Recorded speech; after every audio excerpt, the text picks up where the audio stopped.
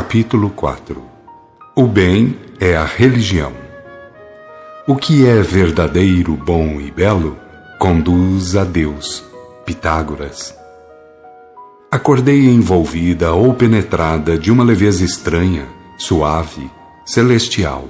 Parecia ter vindo de distantes regiões, e se fosse comparar com o estado anterior, diria ser um estado realmente celestial.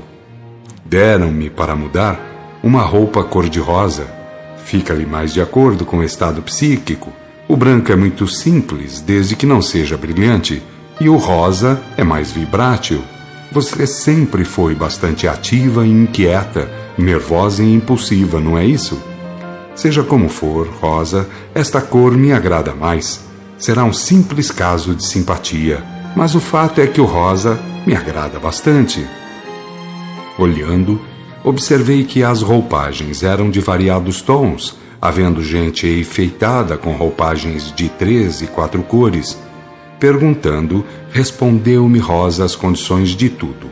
Roupas e utensílios que eram por gosto e, acima de tudo, por merecimento. Entretanto, passou-me o recado.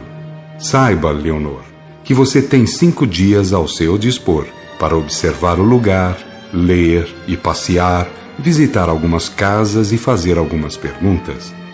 Algumas perguntas? Como saberei o que e como perguntar? Sempre solícita, Rosa discursou. Leonor, esta região é a porta de entrada aos planos de luz e glória. E nós somos gente que vem de baixo e não de cima. Portanto, observe. Teremos muito que perguntar e por milênios a fio. Durante as vidas sucessivas e as avalanches de questões a defrontar. Nesta região, por exemplo, embora sendo inferior, todos podem notar a diversidade de atividades normais e a multiplicidade de recursos a serem empregados para a máquina funcionar bem. Ninguém aqui poderia fazer tudo, nem tampouco saberia fazer tudo, como você irá observar. Portanto, repetimos a velha sentença: quem não respeita o saber e a virtude não é civilizado.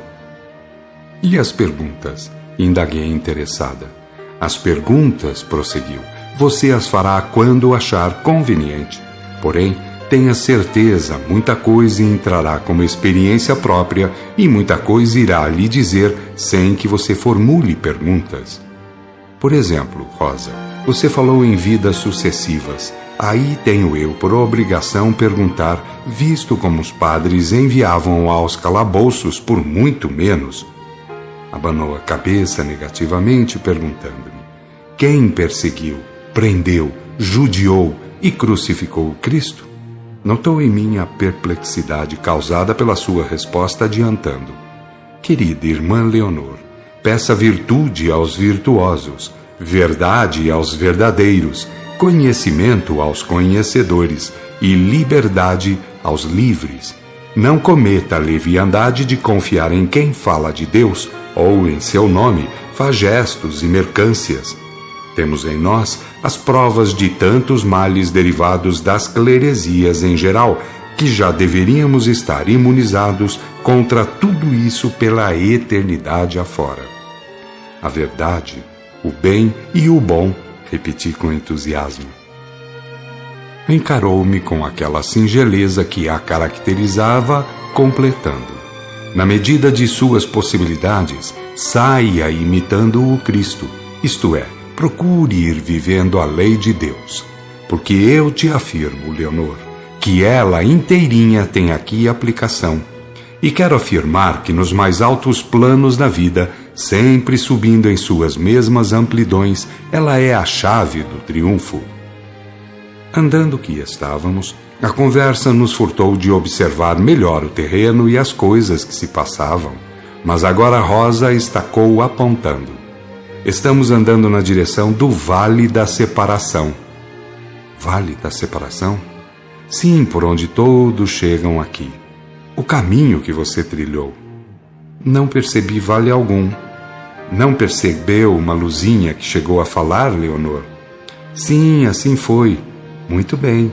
A luzinha era um servidor dos caminhos, e o vale você não poderia mesmo notar, estando como estava. Entretanto, saiba, ninguém aqui chega por acaso e sem ser por esse vale.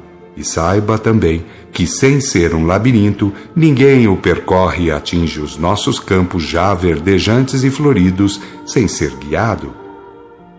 Entendo, Rosa, que a justiça divina funciona com inteira organização e através de leis e elementos, como já me disseram.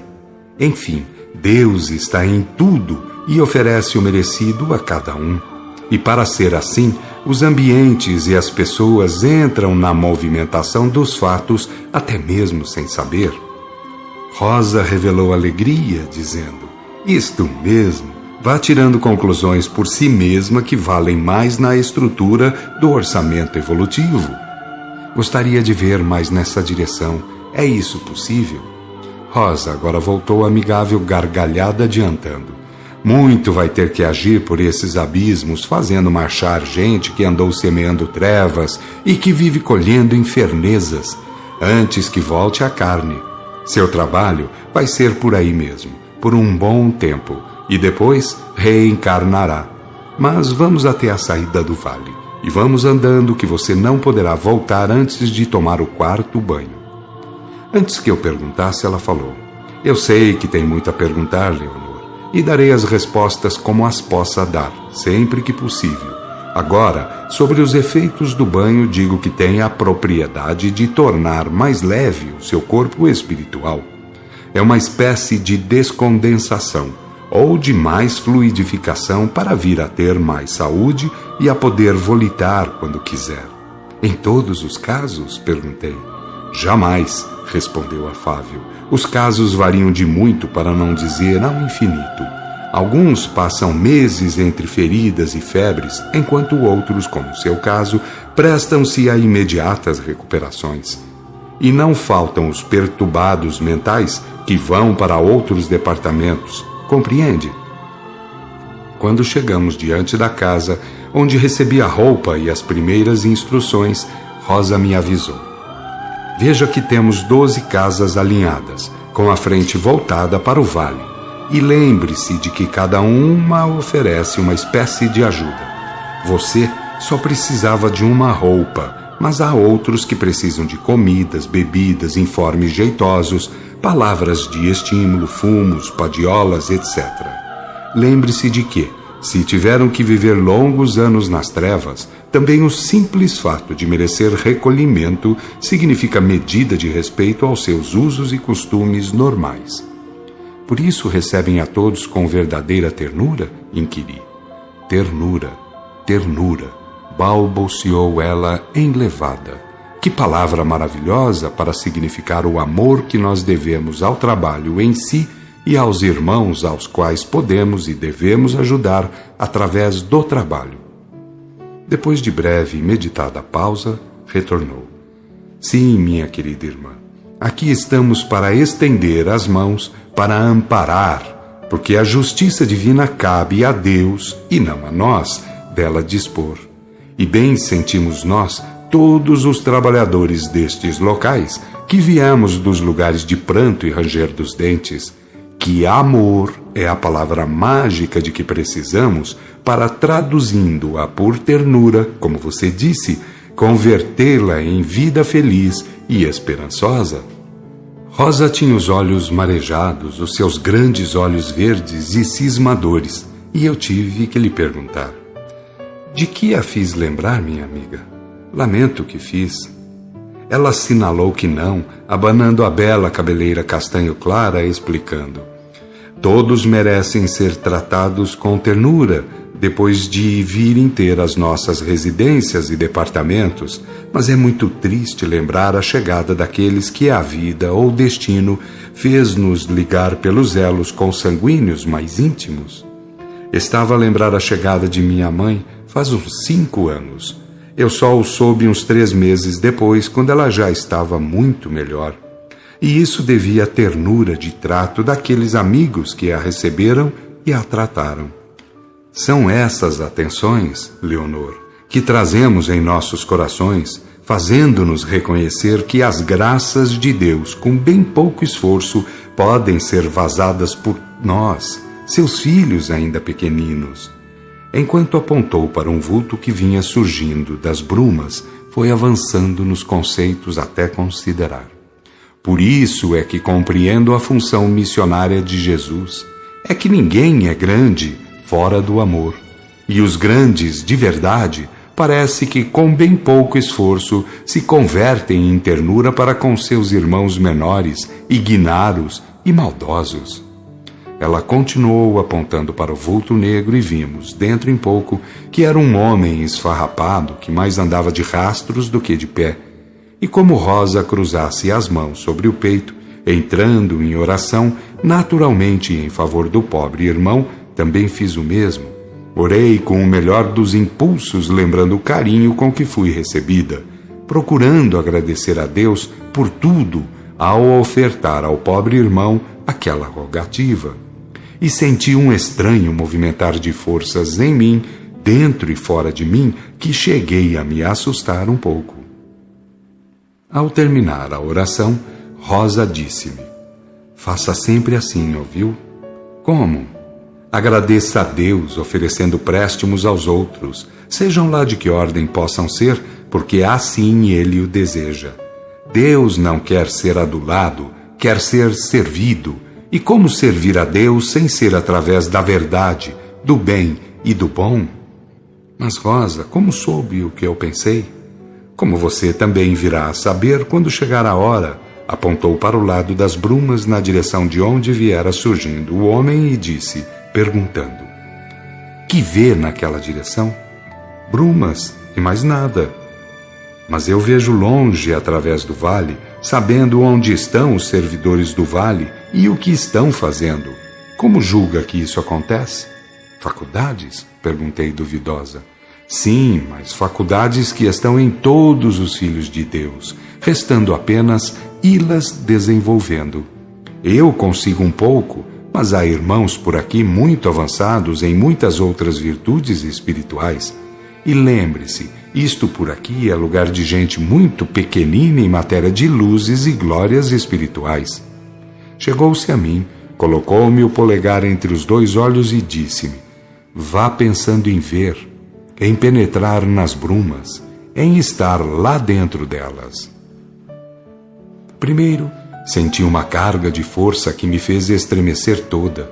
Depois, aos poucos, fui observando rolos de fumo que se envolviam, parece que vindos do chão, e depois notei que via alguém, não distintamente, que estando enroupado e coberto com um capacete luminoso, endereçava o jato fosco em certa direção. Olhe na direção do jato, ordenou Rosa com vigor. Olhei e vi o jato bater na testa ou na cabeça de um vulto muito alto, porém parecendo feito de carvão, tal a densidade e o facetado que revelava. Eu tive a impressão de ver um homem enorme, feito ou vestido de carvão de mina, mas Rosa logo me informou. Cada um constrói o seu corpo astral de acordo com seu modo de sentir e agir, e posso lhe garantir, Leonor, que os muitos anos passados em tal estado podem fazer revolver as formas animais inferiores pelas quais já transitamos durante a escalada pelos reinos e espécies. Surgem homens e mulheres das brumas e surgem também monstros por fora que casulam homens e mulheres por dentro. E o que fazem para eles? Vão parar na casa própria, que é a da extrema esquerda. O pessoal é competente e a aparelhagem é própria. É só questão de dardejar com jatos de força e fogo para surgir o ser humano mais ou menos ferido. E como a tramitação pelas casas de tratamento é normal e perfeita, pode compreender que tudo são leis e recursos, atrás de cujas leis e de cujos recursos está o emanador, agindo através de irmãos nossos muito crescidos em amor e sabedoria. Crescidos em amor e sabedoria, como isso é bom de ser ouvido. Melhor de ser vivido, Leonor, respondeu Rosa, lançando-me olhar inteligente e compassivo. Não tive receio de perguntar, notando-a assim amiga. Você conhece gente desses reinos superiores? Sim, todos os trabalhadores desta região conhecem criaturas algo superiores. Digo algo superiores porque os de muito alto nada poderiam fazer entre nós. Para cada plano do mundo astral há um modo de viver, porque há um modo de ser que condiz com o grau de evolução ou de progresso das criaturas. 3 notas de rodapé. Criatura. A lei divina correspondente é a de emanação. Como decorrência em simetria, o termo derivado ao invés de criatura, ligado à criação, deveria ser emanatura. Com esse sentido, nos dicionários da língua portuguesa não há tal vocábulo.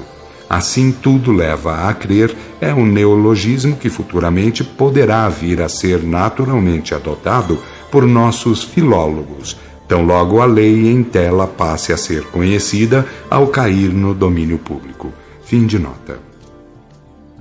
E por ser assim, os nossos mestres nos falam consoante as nossas possibilidades de entendimento e de ação. O que nos mostram e nos dizem é compatível com o que devemos ir pondo em prática. E fitando-me nos olhos, como a querer falar ao mais profundo de mim, lembrou o Cristo. O Cristo, o grau perfeito, está para todos nós reconhecido intelectualmente. É a sagrada finalidade a ser atingida através do processo evolutivo. Mas seria loucura pretender lá chegar sem escalar todos os matizes de graus que ficam nos intermédios. Creio que você pode compreender a evolução gradativa das criaturas, não pode? Externei o meu pensar. Bem, se a perfeição é obrigatória, porque em Deus não há desígnios que possam falhar, para lá marcharemos. Porém, Rosa, do modo como as religiões ensinam as criaturas, isso deve custar muito. Calhou de vir aparecendo outro vulto, mas este rastejando e bradando socorro, e Rosa o apontou murmurando.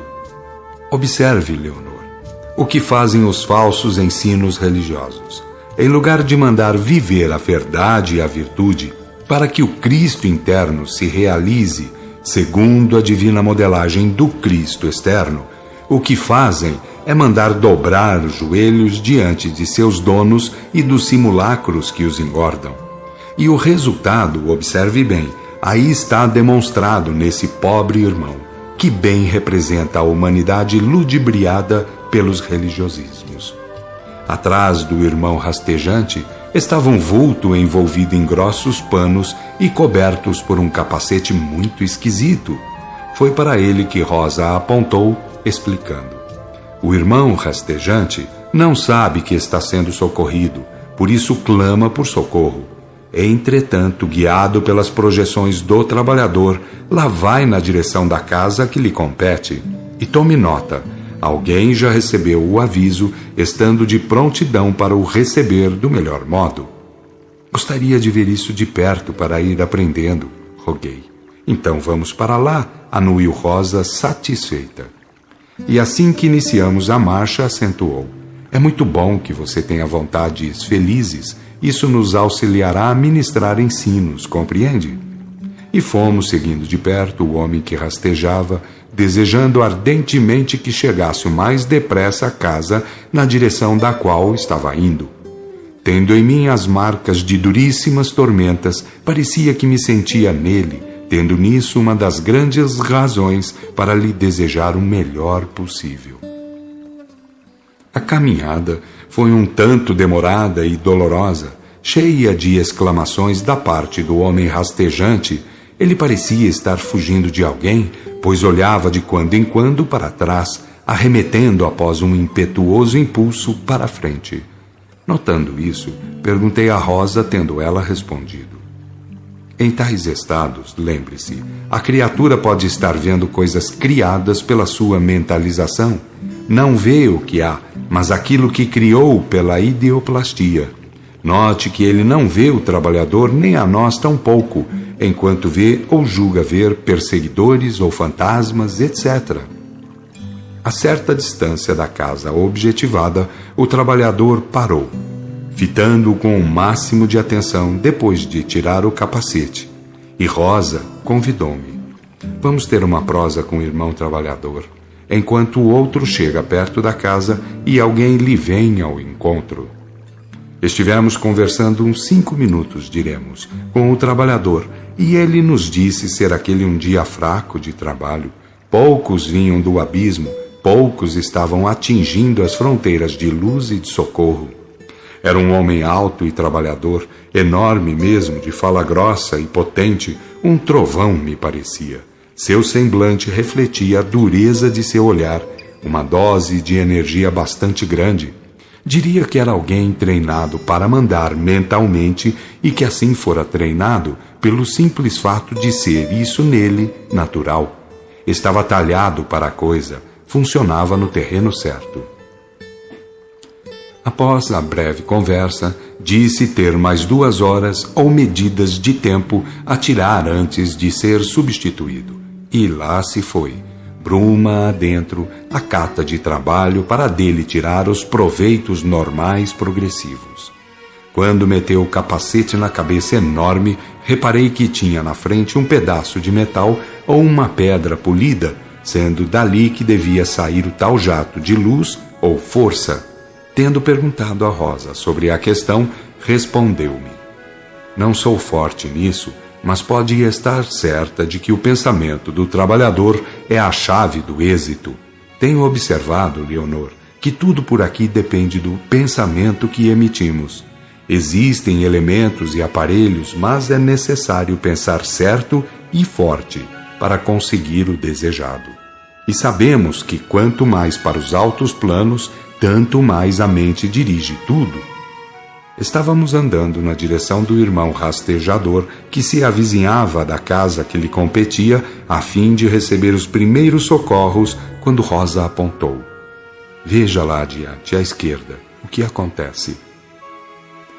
Divisei um enormíssimo chimpanzé, ladeado por alguns trabalhadores cujos jatos eram endereçados ao monstro. Observe como procuram controlá-lo.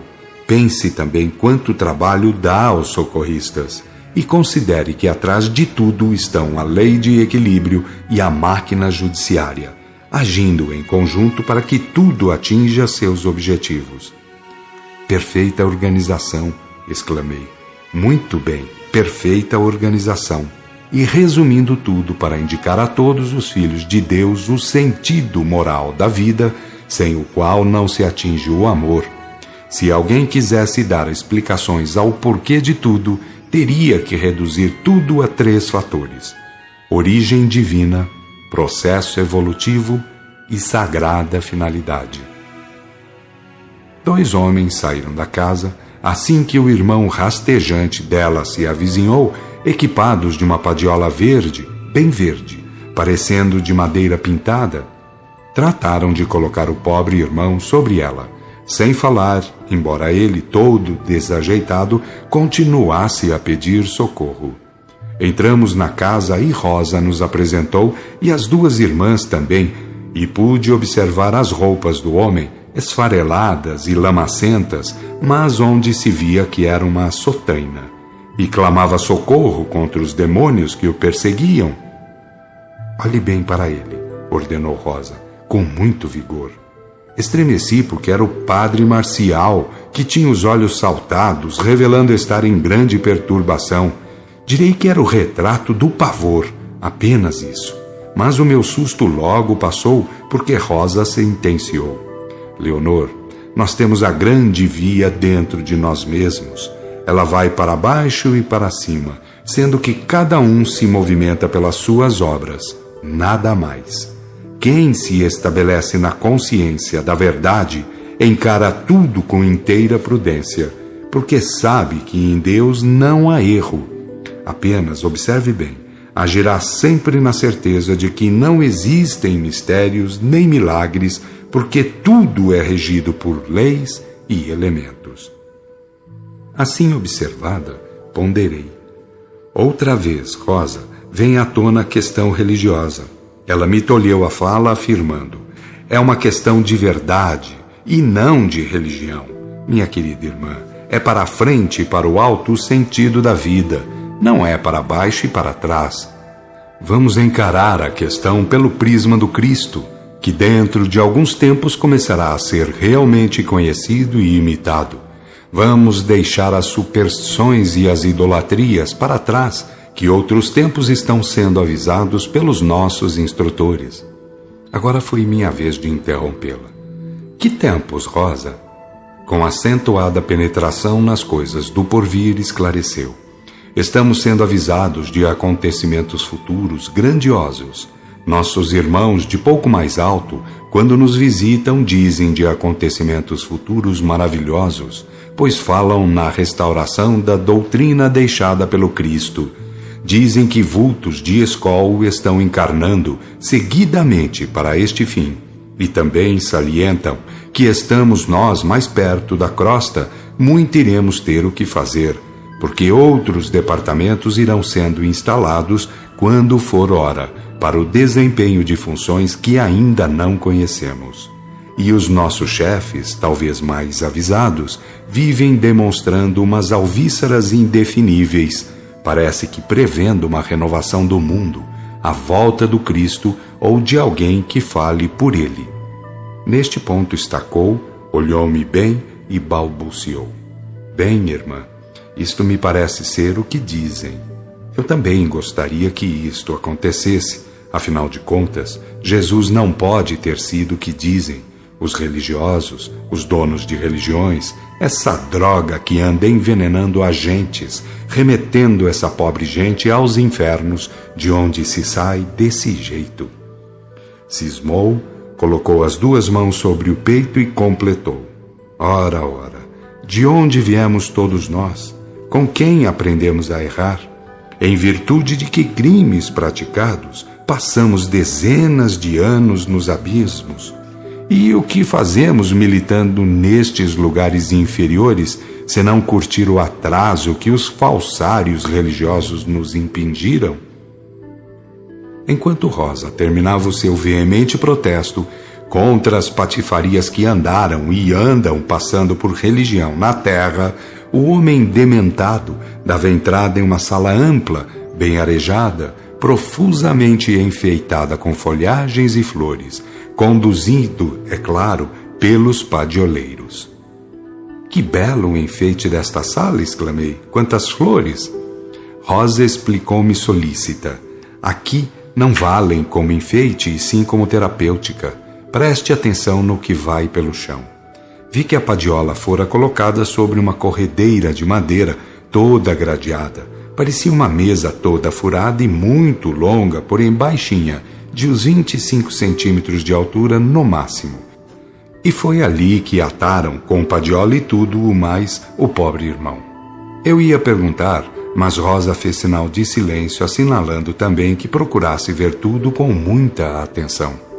O ato seguinte foi a retirada de um estrado que fazia a vez do assoalho, aparecendo uma canaleta de 1 metro e pouco de largura, por onde a seguir começou a correr uma água muito limpa.